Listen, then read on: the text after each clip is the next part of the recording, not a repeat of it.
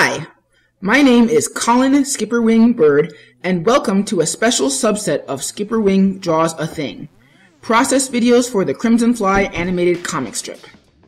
This time, this is for strip number 29 of issue 3, The Wrong Choice. In it, our hero, the Crimson Fly, is silently stalking his prey. That's not at all creepy or anything. So yeah, let's get right down to it. Right now, currently sketching out the rough thumbnails, and then in a moment I will start doing cleanup.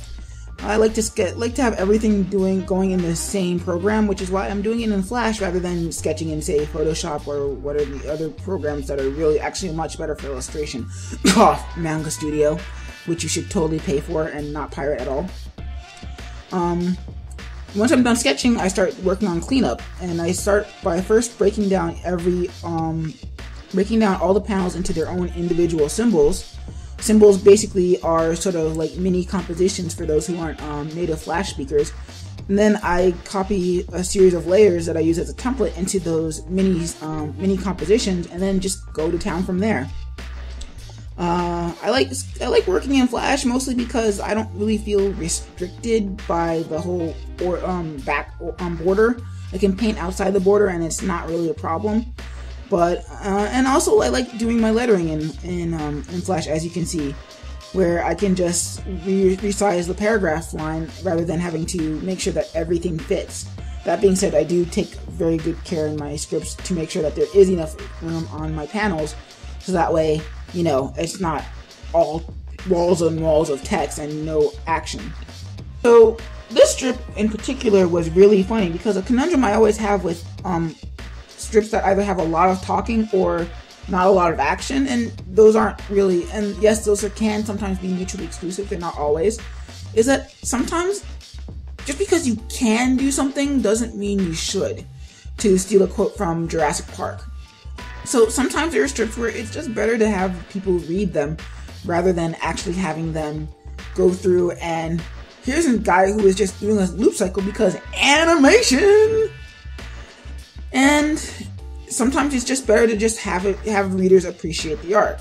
I know sometimes I get bored when things are just animated for the sake of animation, or even when I'm watching a movie where there's a song that happens for really no reason other than we needed a song at this particular moment.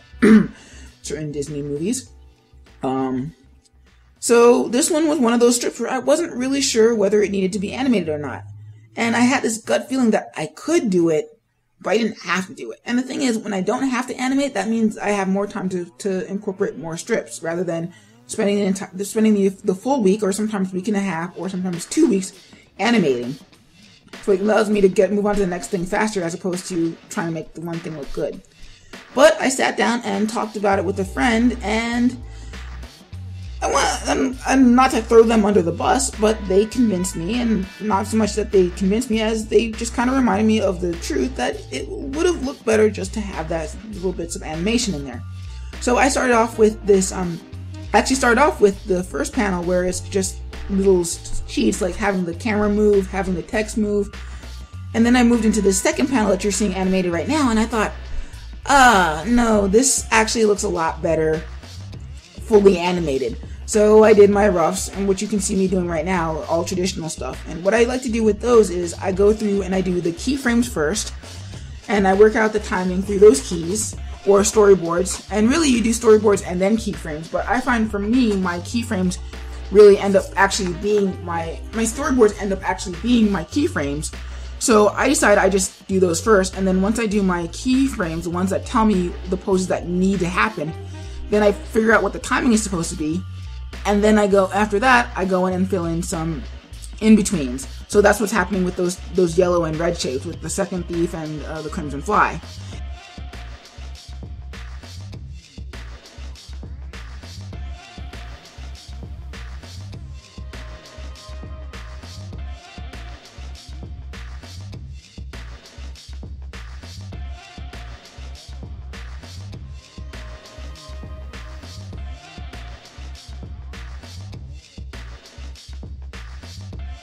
So yeah, that's about it. I'm just gonna let this play out and then do my little spiel at the end of this video.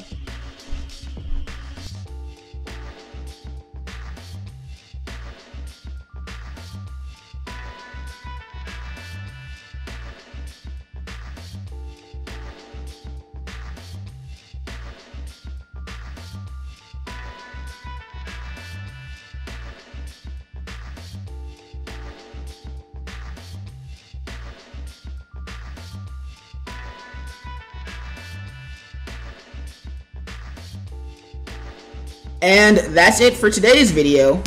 If you want to see this strip in its true format, please click the links in the annotations and cards. If you're new, please like and subscribe for more content. This is Colin Skipperwing Bird signing out. I'll catch you peeps later.